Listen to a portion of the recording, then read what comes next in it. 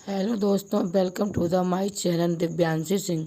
आज मैं आपके सामने एक हॉरर लव स्टोरी पेश करने जा रही हूँ।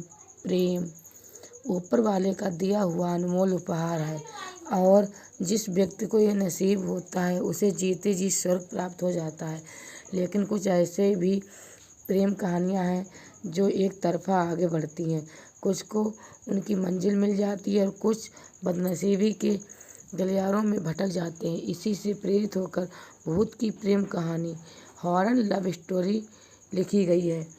एक बहुत ही बड़ा कॉलेज था जहाँ कई शहरों और गांवों के बच्चे पढ़ते थे और उन्हीं बच्चों में एक आशा नाम की लड़की भी थी जो विज्ञान की छात्रा थी। आशा बहुत ही सरल स्वभाव की लड़की थी। वह लड़कों से बात करने में कतराया करती थी। एक बार आशा की क्लास का एक टिप टॉप किया जाता है जिसके लिए कुछ लड़कियों को ही चुना जाता था। एक बहुत ही पुरानी गुफा है जिसके निर्माण में नायाब कारीगरी से की गई थी और उसके विज्ञान को समझने के लिए कॉलेज की विज्ञान संस्करण से जुड़ी हुई छात्राओं को ट्रिप के लिए शामिल किया जाता है जिसमें कुल 16 लड़कियों को जगह दी जाती है और आशा भी उन्हीं में से एक थी। ट्रिप में चयन होने से आशा को प्रोत्साहन मिलता है। वह विज्ञान से जुड़ी शोध करने के लिए पहले से इच्छुक थी और वह ट्रिप के लिए तैयार हो जाती है। अगले दिन सुबह 5 बजे उस रहस्यमयी गुफा के लिए इन्हें निकलना था। ट्रिप में घूमने जा रही सभी लड़कियों ने अपने लिए ज़रूरी चीज़ें व्यवस्थित कर ली थी। अगली सुबह होते ही सभी लड़कियां समय से कॉलेज पहुंच जाती हैं और जाने वाली बस में जाकर बैठ जाती हैं। कॉलेज के बाहर लड़कियों का यह पहला ट्रिप है और इसीलिए सभी छात्रों के अंदर घूमने जाने की एक अलग सी ऊर्जा है। लेकिन आशा एक अनदेखे खतरे से अनजान थी। वह नहीं जानती थी कि यह ट्रिप उसकी ज़िंदगी बदलने वाला था। गुफा के लिए सफ़र शुरू हो जाता है। गुफा का रास्ता पहाड़ के किनारे से होकर जाता था जिसके लिए लगभग 40 किलोमीटर की यात्रा की जानी थी। सफ़र को रोमांचक करने के लिए सभी लड़कियां बस के अंदर अंताक्षरी खेलते हुए जा रही थीं। सभी के चेहरे खिले हुए थे। बस के अंदर एक महिला शिक्षक भी यही थी जिन्हें इस ट्रिप का मेट्रोल बनाया गया था और उन्हें गुफा के अंदर मार्गदर्शन देने के लिए जिम्मेदारी दी गई थी। 1 घंटे के सफ़र के बाद बस गुफा के सामने पहुंच जाती है। ये गुफा पहले से ही लोगों में डर के लिए बदनाम थी, इसीलिए यहाँ ज़्यादा लोग नहीं आया करते थे। इसीलिए यहाँ दूर दूर तक कोई व्यक्ति दिखाई नहीं दे रहा था। बस का ड्राइवर सभी को उतार कर बस गुफा के बाहर खड़ी कर देता है और वह उसी बस में आराम करने लगता है। महिला शिक्षक सभी लड़कियों को लेकर गुफा के अंदर प्रवेश कर जाती है। जैसे जैसे लड़कियां अंदर जा रही थीं सभी की घबराहट बढ़ती जा रही थी। गुफा के अंदर कई पक्षियों ने अपना ठिकाना बनाया हुआ था और इनके जाने से पक्षी डराने लगते थे। गुफा एक विशाल पहाड़ के बीचों बीच बनाई गई थी जो अपने आप में ही एक रहस्यमयी कारीगरी का नमूना थी। गुफा के अंदर एक छोटा सा दरवाज़ा था। आशा घूमते हुए उसी दरवाजे के अंदर अकेले ही घुस जाती है। आशा के अंदर जाते ही दरवाज़ा अपने आप बंद हो जाता है। सभी लड़कियां अपने प्रोजेक्ट में लगी होती हैं और कुछ घंटे गुजरने के बाद दोपहर होते ही महिला शिक्षक सभी को लंच करने के लिए बुलाती है, लेकिन आशा कहीं दिखाई नहीं दे रही थी। इसीलिए महिला शिक्षक लड़कियों से कहती है, जाओ देखो वह कहाँ है। कुछ लड़कियां आशा को ढूंढते हुए उसका नाम लेकर आवाज़ लगाने लगती हैं। सभी जगह ढूंढने पर जब उन्हें आशा दिखाई नहीं देती है तो वह घबरा जाती हैं। लड़कियां भागते हुए महिला शिक्षक के पास जाकर बताती हैं कि आशा का कोई कुछ पता नहीं चल रहा है। हम लोगों ने सभी जगह देख लिया है। यह बात सुनते ही महिला शिक्षक के चेहरे का रंग उड़ जाता है क्योंकि ट्रिप में सभी लड़कियों की जवाबदारी महिला शिक्षक की थी और यदि आशा को कुछ हो गया तो उसकी जिम्मेदारी महिला शिक्षक की होगी। वह घबराहट में खाना छोड़कर आशा को ढूंढने में लग जाती है। आशा को ढूंढते ढूंढते शाम हो जाती है, लेकिन वह किसी को दिखाई नहीं देती है। महिला शिक्षक आशा के गुमने की खबर कॉलेज मैनेजमेंट में को भेज देती है। कॉलेज की लड़कियां लापता होने से कॉलेज मैनेजमेंट हिल जाता है और आनन फानन में पुलिस को सूचित किया जाता है। पुलिस की गाड़ी गुफा पहुंच जाती है और पुलिस टीम महिला शिक्षक के साथ गुफा के अंदर पहुंचकर आशा को खोजने लगती है। तभी पुलिस ऑफिसर की नज़र एक गुप्त दरवाजे पर पड़ती है। वह महिला शिक्षक से पूछते हैं, क्या आपने इस दरवाजे के अंदर जाकर देखा है? वह चौंक कर कहती है, नहीं, हमें तो यह दरवाज़ा दिखाई नहीं दिया। पुलिस ऑफिसर अपने ट्रिप में दरवाजे को खोलने के लिए कहते हैं और जब दरवाज़ा खोला जाता है तो अंदर आशा बेहोश पड़ी होती है। महिला शिक्षक आशा के चेहरे में पानी डालती हैं और उसे उठाने का प्रयास करती हैं। कुछ मिनटों में आशा धीरे से अपनी आंखें खोलती है और अपने शिक्षक से कहती है, मैडम, हम कहाँ हैं? महिला शिक्षक आशा को सारी बात बताती है और उसे अपने साथ ले जाकर बस में बैठा लेती है।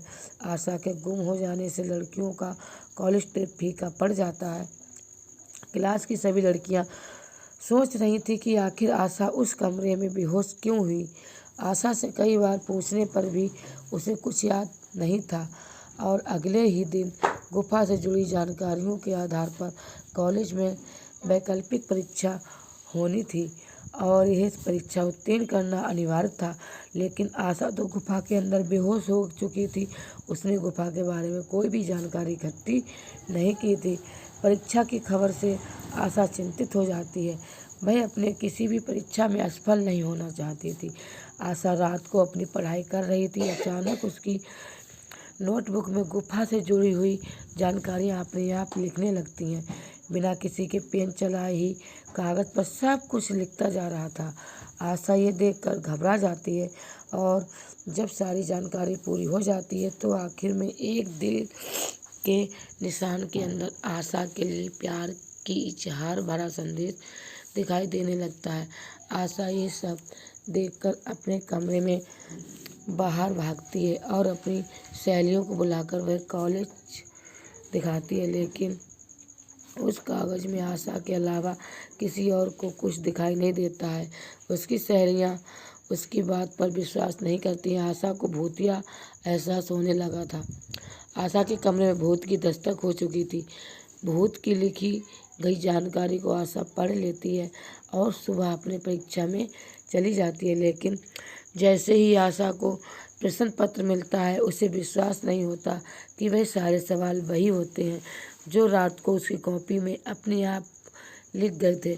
आशा परीक्षा में आए हुए सभी सवालों के जवाब बड़ी आसानी से हल कर देती है और परीक्षा समाप्त होते ही कमरे में आ जाती है। आशा का दिमाग रात के उस संदेश पर ही टिका होता है जो कि प्रेमी का प्रेम पत्र लग रहा था। आशा अपने कमरे में अकेले बैठी कुछ सोच रही होती है। उसी समय कमरे के दीवारों पर बड़े बड़े अक्षरों में आई लव यू आशा लिखा जाता है। आशा तुरंत बगल वाले कमरे से छात्राओं को बुलाती है और उन्हें दीवार में लिखा देख संदेश देने को कहती है, लेकिन इस बार भी वह संदेश केवल आशा को ही दिखाई दे रहा था। आशा अपने कमरे में परेशान बैठी रहती है। पीछे से कोई उसके बालों में हाथ फेरता है। आशा तुरंत अपने कमरे में खड़ी हो जाती है।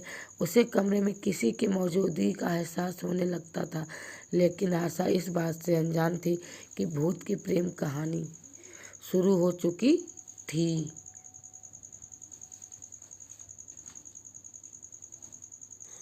भूत आशा को अलग अलग तरीके से प्रपोज करने की कोशिश कर रहा था, लेकिन आशा भूत के प्यार भरे पैगाम को समझ नहीं पा रही थी। आशा के साथ छोटी मोटी घटनाएं बढ़ने लगीं, लेकिन किसी भी घटना से आशा को कोई नुकसान नहीं पहुंचा रहा था। इसीलिए वह इस बात से निश्चिंत थी कि उसे कोई हानि पहुंच सकती है।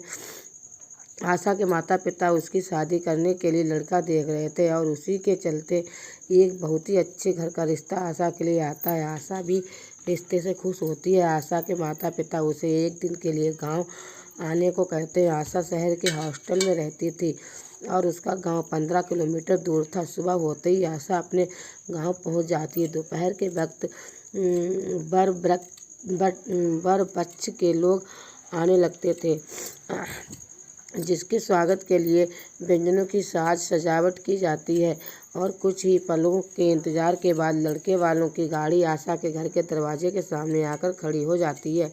लड़का बहुत ही सुंदर दिखाई दे रहा था। आशा उसे देखते ही मोहित हो जाती है और मन ही में ही उसे अपना पति स्वीकार कर लेती है। आशा शादी के लिए अपना मन बना चुकी थी।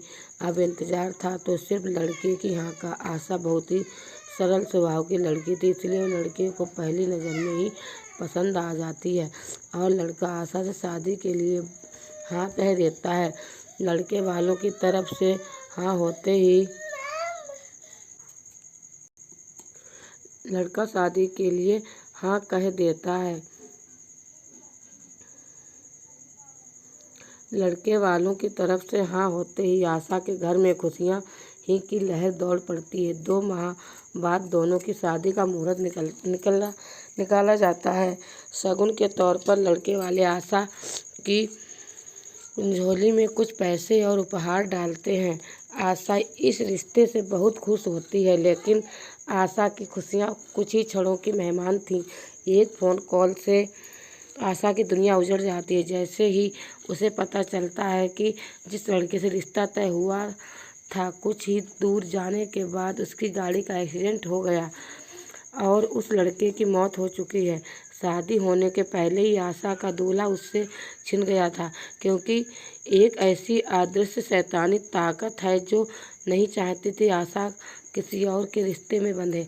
आशा के ऊपर भूत की दहशत के बादल मंडराने लगते हैं। आशा को हल्की सी सनसनाहट के साथ कुछ अजीब आवाज़ें सुनाई दे रही थीं, जिसमें उसे दोबारा उसी गुफा में आने को कहा जाता है जहाँ से आशा के पीछे वह भूत पड़ा था। आशा पूरी तरह सम्मोहित होकर उसी गुफा की तरफ अकेले जाने का फैसला करती है। आशा अपने घर से कॉलेज के नाम पर निकल जाती है, लेकिन वो सीधे गुफा की तरफ जा रही बस में बैठ जाती है और 1 घंटे के सफ़र के बाद वह गुफा के सामने पहुंच जाती है। गुफा के अंदर प्रवेश करते ही आशा को सामने एक भूतिया प्रतिबिंब नजर आता है, जो आशा की तरफ गुलाब का फूल लेकर बढ़ रहा था। आशा अपनी जगह में मोम के पुतले की तरह खड़ी हो जाती है। आशा अपनी मानसिक चेतना खो चुकी थी और उसी समय वह भूत आशा के सामने आकर अदृश्य हो जाता है और आशा जोर जोर से हंसने लगती है और थोड़ी ही देर में उसकी आंखें बंद हो जाती हैं और जैसे ही वह आंख खोलती है वह एक अलग ही दुनिया में पहुंच जाती है। आशा एक भूत की बाहों में माए डालकर खूबसूरत मौसम का लुत्फ उठा रही थी। आशा को ऐसा लग रहा था कि जैसे उसे स्वर्ग मिल गया हो। आशा इस माहौल को कभी ख़त्म नहीं होने देना चाहती थी और देखते ही देखते आशा को इसी माहौल में रहने की आदत हो जाती है और वह हमेशा के लिए अपनी ही दुनिया में भूत की प्रेम कहानी का सार बन जाती है। आशा को इस माहौल में रहते हुए कई साल गुजर चुके होते हैं। दरअसल उस दिन के बाद से आशा अपना मानसिक संतुलन खो चुकी थी। कई जगह उसका इलाज करवाने के बाद जब उसकी दिमागी हालत में सुधार नहीं हुआ तो उसके परिवार वालों ने उसे पागल खाने में भर्ती कर दिया था, लेकिन वह आज भी अपने प्रेमी भूत के साथ प्यार के समुद्र में गोते लगा रही है। आशा के इसी भूतिया रहस्य के साथ ये कहानी समाप्त हो जाती। तो दोस्तों, आपको अगर मेरी कहानी अच्छी लगी हो, पसंद आई हो, तो प्लीज़ हमारे चैनल को लाइक एंड सब्सक्राइब करें। थैंक यू दोस्तों।